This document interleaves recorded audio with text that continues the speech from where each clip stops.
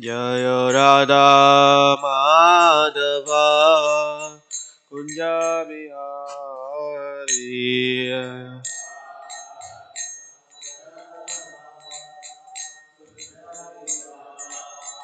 Jaya Gopi Jana Vallabha Girivaradhari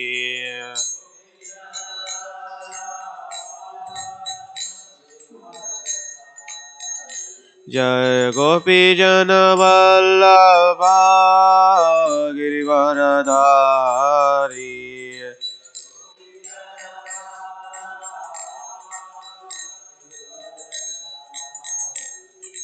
Yashoda Nandana Braja Jana Ranjana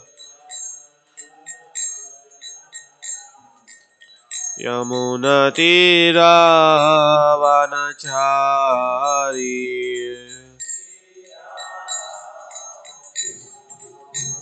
Yamuna Tira Vanachari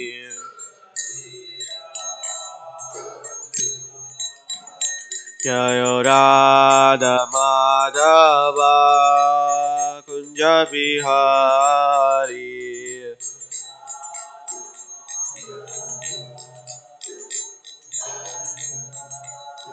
Jaya Radha Madhava Kunja Bihari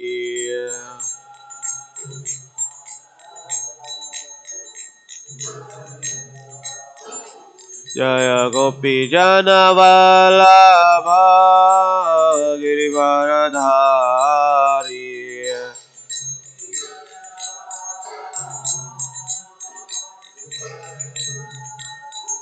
Jaya Gopi Jana Vallabha Girivaradhari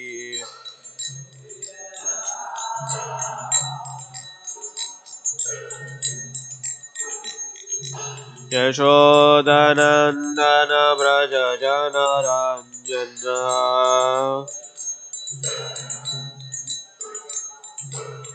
Yamuna Tira Vanachari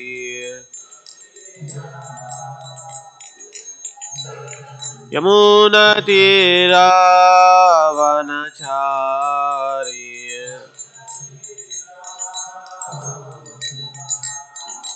Hare Krishna Krishna Krishna Hare Hare Hare Rama Rama Rama Hare Hare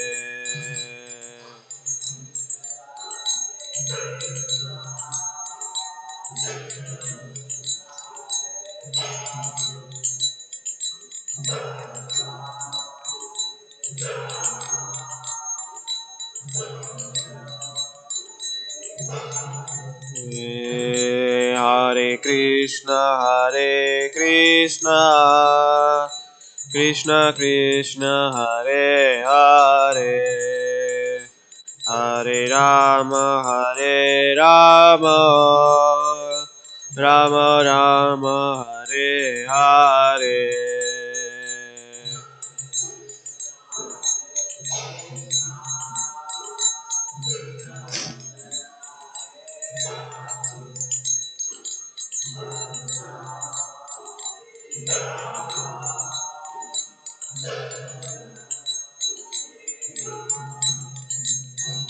Jaya Radha Madhava Radhe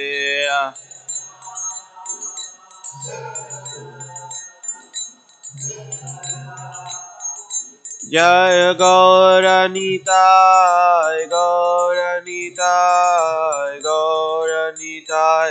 Jaya Gauranitai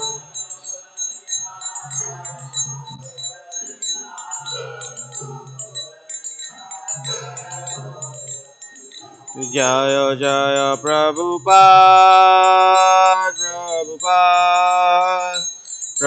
Prabhupada, Jaya Jaya Prabhupada.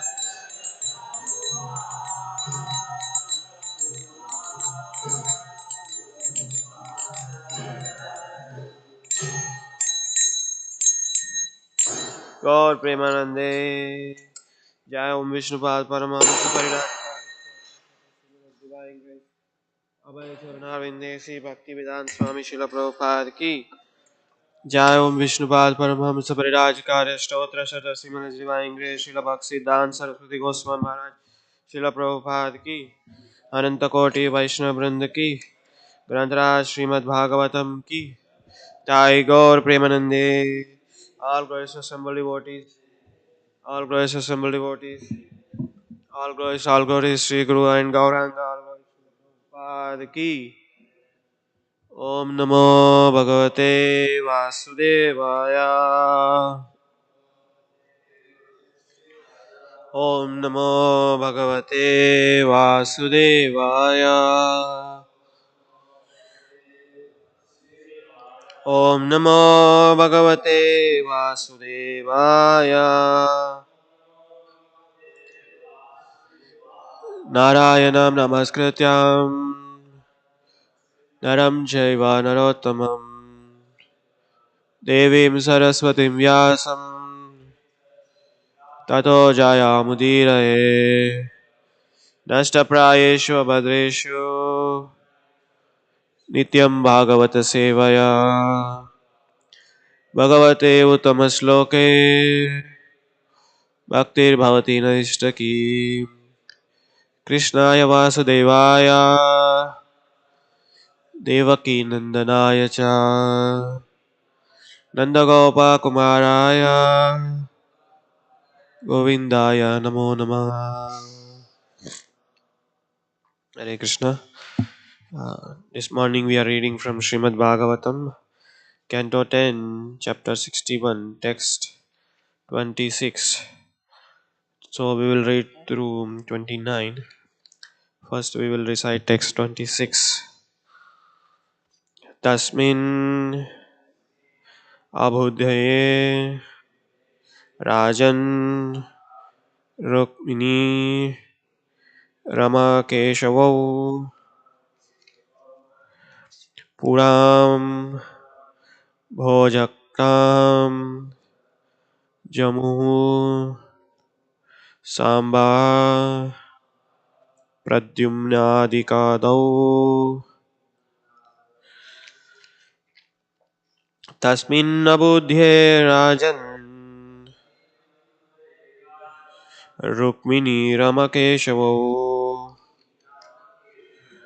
puram bhojayantam jamu samba pradyumnadikadau tasmin abudhaye rajan rukmini ramakeshavau puram bhojayantam jamu samba pradyumnadikado tasmin abudhe rajan rukmini ramakeshavau puram bhojayantam jamu samba pradyumnadikado. Please chant. Tasmin abudhaye ramakeshavau puram bhojakam jamu samba pradyumnadakaya.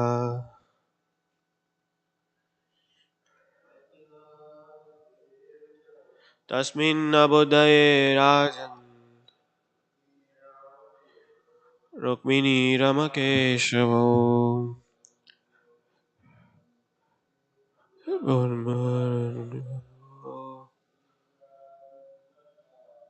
samba pradyumnadikado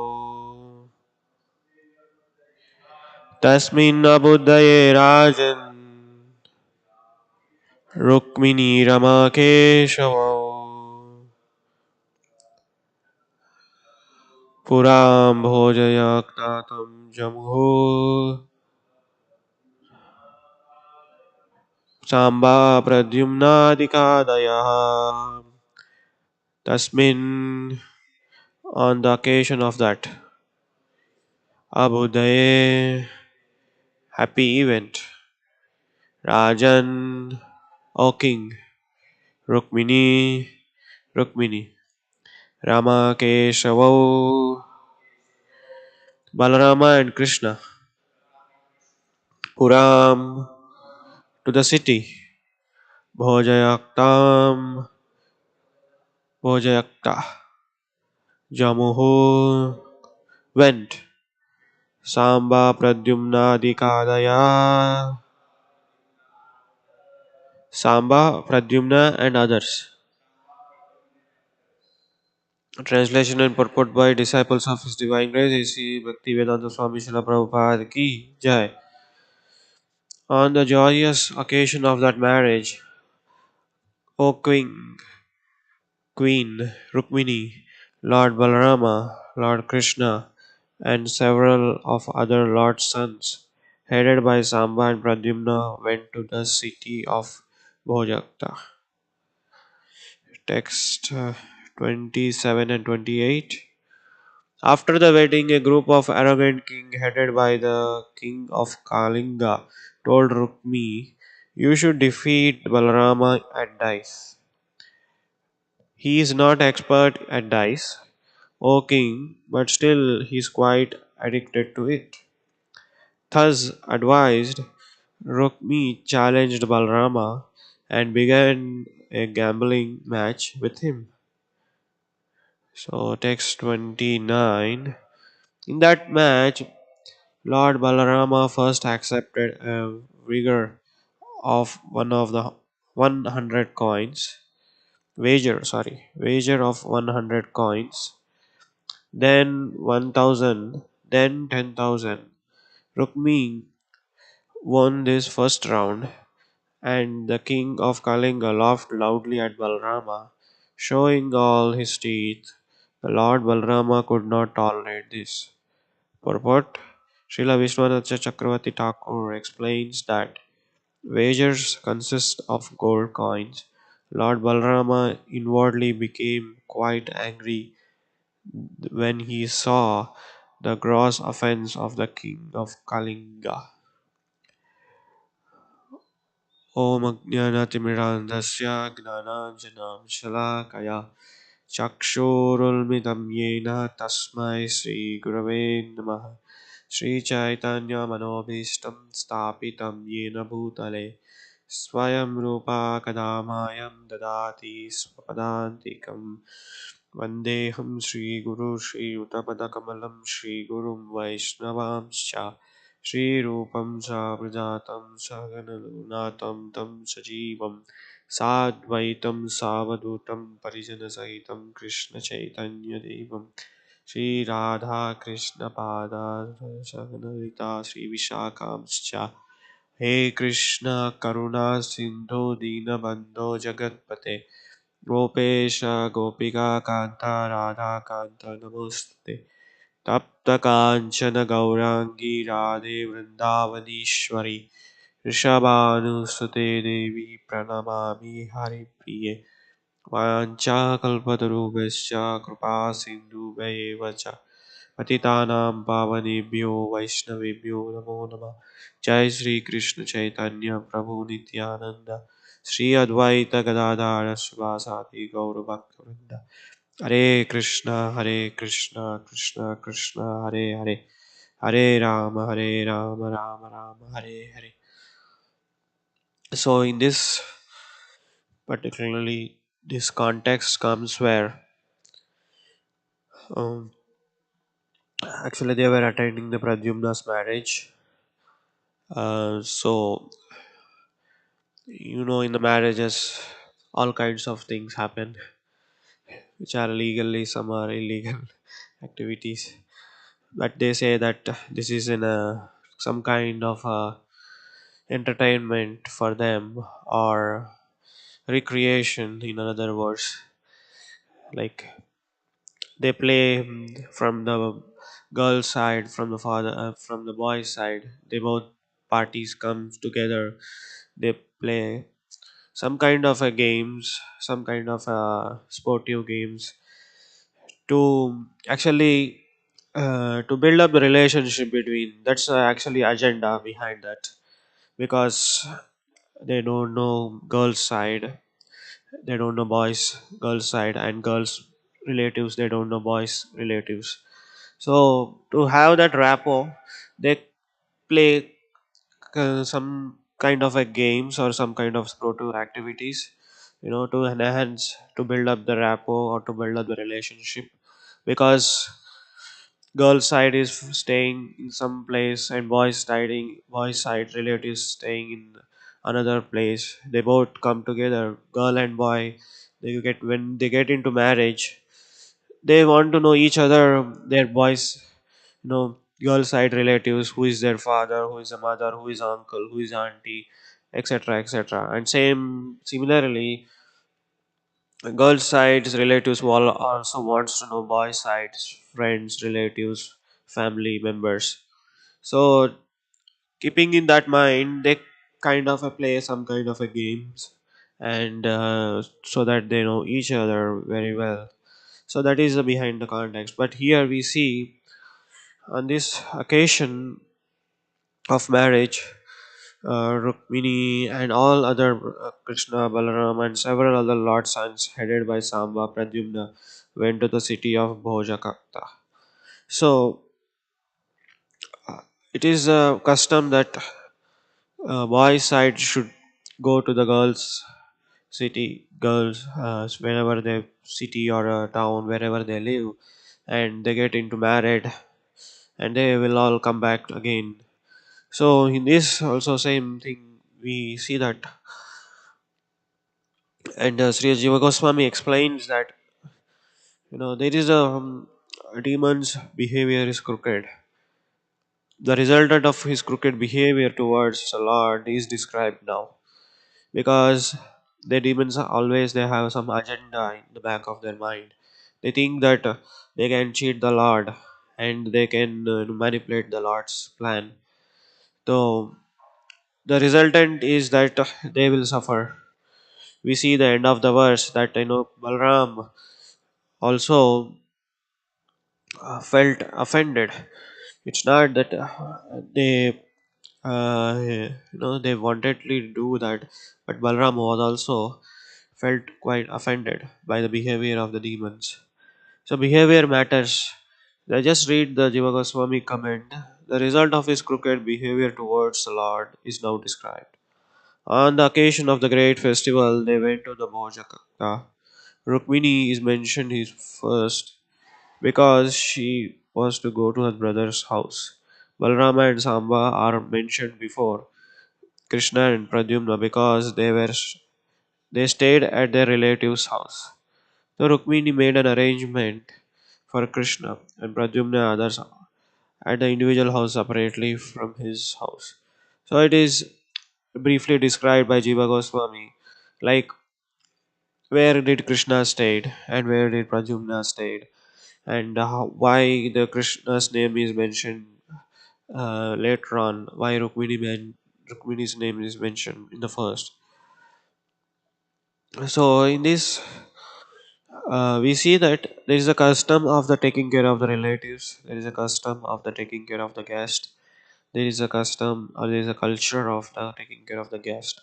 So here they honor a very respectable family. So they are coming from the very respectable Krishna's family. So they took care very nicely. So including the Yadu dynasty, they all took care very nice, because it is in the culture of that period. So in the text 27 and 28, they think that if they invite to the Balarama to the match of dice, they can easily win over him, so that they can take the revenge. We know that Krishna, how he insulted Rukmi, brother of Rukmini. So keeping that in mind, they think that they will take a revenge. So here they provoked Balram to play the match. This is a addiction of anything. In this material world, if you get addicted to some kind of habit, bad habit especially, you will not overcome easily. It is just like a addiction or a habit. In the word habit, habit, habit. If you remove the word h, what you is there? Habit is there. If you remove two letters from that, then is a bit. Then if you remove one letter from that, it it remains always. So it is very very dangerous to get an addiction of some bad habits. So when you get addiction, that's what, like when he started with 10 gold coins. Then he started with 10,000 gold coins. Then we started with 100 gold coins. So it is keep on going, because that's a gambling. That's why in our movement, Srila Prabhupada clearly mentions, emphasizes many times that one has to follow four regulative principles, which includes no gambling. So when you gamble anything, that's addiction. Now if I put more money, I will get more. If I put more, and I will get more. Because this time, this mind always tricks us. Okay, you may lose it now, but next time you may be winning all the money which you are lost. That's a mind gives a tech or a technique, or it cheats us. Sometimes we see that habit, mind does not say that, put all the money. If for example you have $100, it doesn't say that you put all the money $100 into the gambling. It will say start with $1. you know you will get, then start with $10, then start with 20. Then at that time mind will say, okay, now you put $50. Now you will get return in double triple. Then what you get in $50, it will lose. Then you think that mind says that put $100, then you will get returns everything. So in this process, your mind is cheating you, and your mind is not in control with you. And what will happen is the mind will always say that you will not lose this match, you will win the match, because that's a procession where greed comes into picture. So when greed comes into picture, then you will not able to fulfill your needs. That's why there is a one saying: Earth has fulfill needs of the man, but not greeds of the man. Mother Earth has all sufficient things to fulfill the needs of the man, but not greed. You know, like similarly, the gambling is it kind of addiction, and it is very thing. It diverts away from our original reality. What is our reality? What is, see, whenever people offer something, there must be some hidden agenda. Nobody gives you freely, or without any paying price. Correct?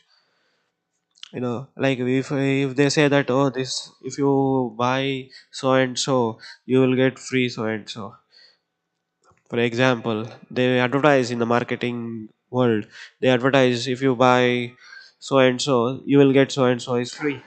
But actually, if you see the price of that object, or price of that material, which includes the free item also, because that's a technique, or a, what you say, strategy of marketing department people. They always do that.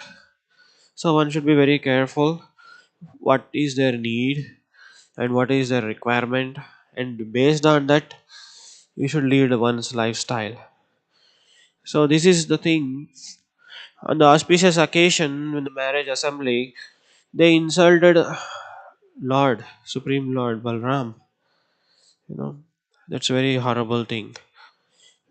That's a very uh, abnormal, that we should not do it. The game started with a happy mood, but they destroyed their whole entire dynasty, and they went into anxiety, and the game filled with full of destruction and wicked. So though the game started was in the sportive manner, so let's play dice. So it is starts like this. Whenever things without knowledge or without having proper understanding what it is going to lead, then it will leads into frustration, devastation, destroy. So before starting anything, we should think twice. Something like this, gambling, especially gambling. So they all participated in the match, and eventually Balrama won the match. It's not Balrama did not won the match. He won the match, and after winning the match, in the 29th verse, it says, in the match that Lord Balrama first accepted a wager of 100 coins, then 1000, then 10,000. Rukmini won first round, and King of Kalinga laughed loudly. He's a fellow king. He was making fun of Lord Balram and showing his all his teeth. Lord Balrama couldn't tolerate this. you know, like it is very natural. It is very common that when you laugh, you will show your teeth. When you cry, you don't show your teeth. It's natural thing. Why? Because when you are laughing, you should be very careful that whom at you are laughing, and why at you are laughing, and for what reason you are laughing. That's why when somebody breaks your teeth, then your face look awkward. You don't have to show. You will not show your teeth. So Shila Vishwanath Chakravarti Thakur, Shila Jiva Goswami says that here. Balrama first accepted the wager of same thing, and Rukmini laughed loudly and showing his. Then Balrama, famous of his powers, with his weapon and his blow, could not tolerate this. He became internally angry. So he fought with all the kings other who are supporting this Rukmini. Sorry, Rukmi. So this is how when you start something joyfully without knowing the consequences of result of that action, which leads into destroy. So he break all the teeth of the Kalinga, which will be described in the next verse, 30th verse. So this is the result, which one should be very careful of that, and one should be very very caution about what you are trying to say and what you are making. So at the same time, you should be sensitive, and there is a space or a room for the joking or for having fun. It's not that in Krishna consciousness movement we don't have fun, or it's not that we are always serious, but there is always a room for that. There is always space for that, but at the same time, it should be limited. It should not be overly done, or without any understanding, or without keeping sensitiveness in mind, keeping others in mind. If you done overly something unlimitedly, or um, without any what you called seriousness in the mind, so that laughing leads to you know destroy, what you call destroy of the relationship, or destruction of our own self, because there's a danger, because sometimes we may commit Vaishnava aparad in the name of laughing. See, for example, you may joke on some devotee, but the devotee taking to be a sportiveness in the beginning. But if you keep on joking with the devotee same joke, but he may not take it in the same mood, right? And he may become seriousness, and he may offended by that. But resultant, what will happen? You will also feel bad, and you will also not appreciate it. So people around are also same thing. So we should be sensitive and at the same time limit.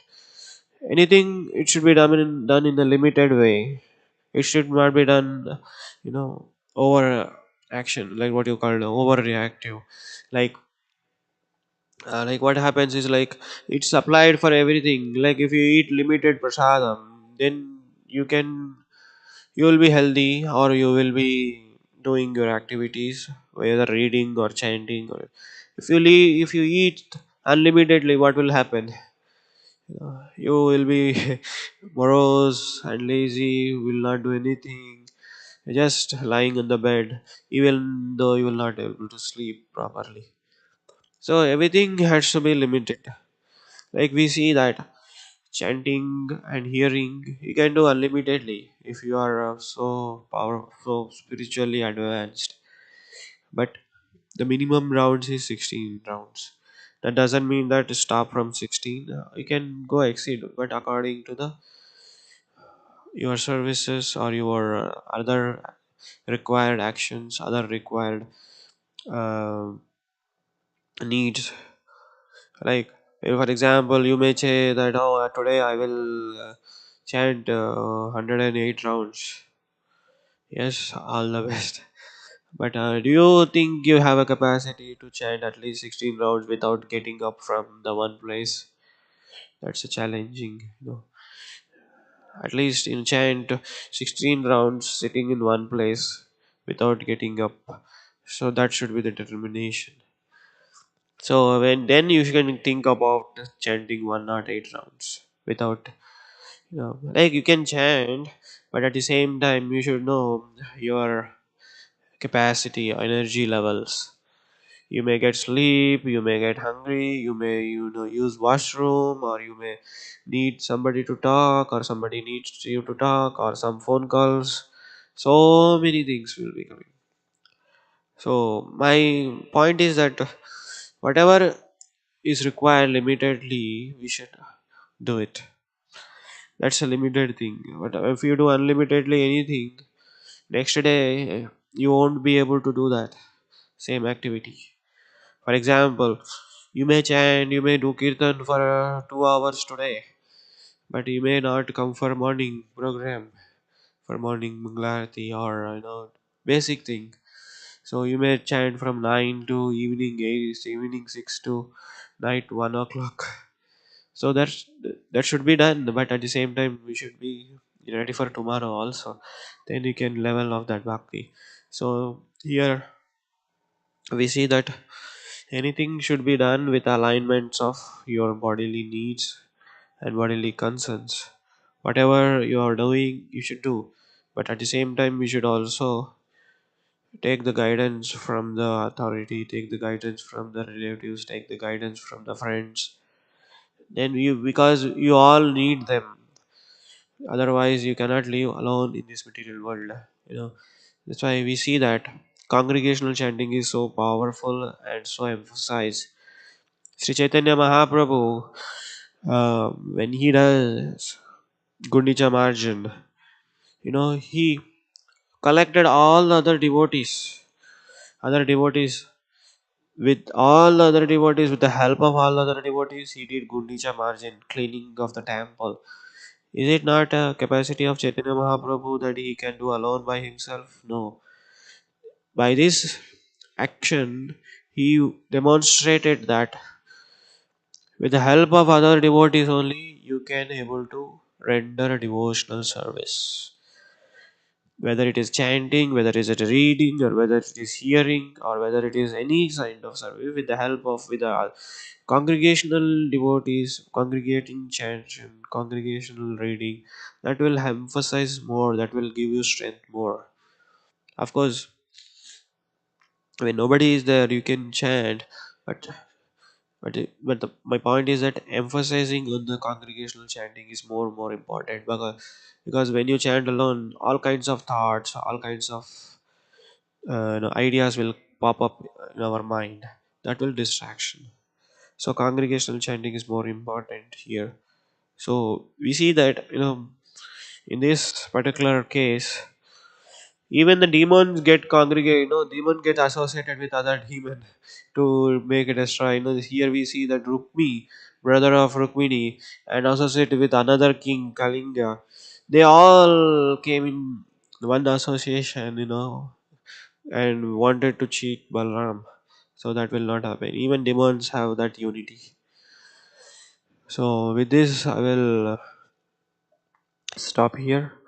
Let's see any comments or questions on this.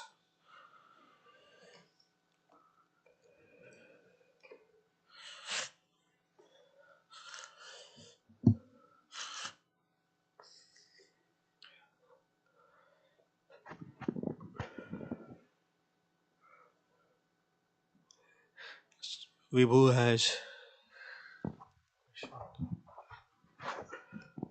Hare Krishna Prabhu. Hare Krishna. Thank you so much for your class. The one thing that I was struck to me was that Rukmi was consistently trying to destroy the reputation of Krishna, Balram, but he also had attachment towards his sister. And that's why not only his daughter but granddaughter, he was willing to have them as family members in relation to Krishna. What what was what caused the demise of Rukmi was the arrogance he had. He was not willing to give up his pride and accept the will of Krishna in his life. That this is what Krishna wanted, and accept the supremacy of Krishna. And in life also, we hear so many people. They have so much reputation materially, but just a single act of arrogance can really can destroy everything they worked for in their lives. And it just this point I was thinking that how harmful arrogance can be. Yeah, sim- like we see from the history itself, in the family, there may be a one person devotee, and others may not. Like we see not only in Dwapar Yuga, in Satya Yuga, Treta Yuga, Kali Yuga, in the current age also. Like Prahlad Maharaj was a pure devotee of the Lord, whereas his father is not. So, your point is right. Rukmini is a pure. I mean, like it's not a ordinary living entity. She is a direct expansion of the Radharani. Whereas same family, Rukmi brother is not. So that is a nature of the material world. The same family you see demons and demons, devotees.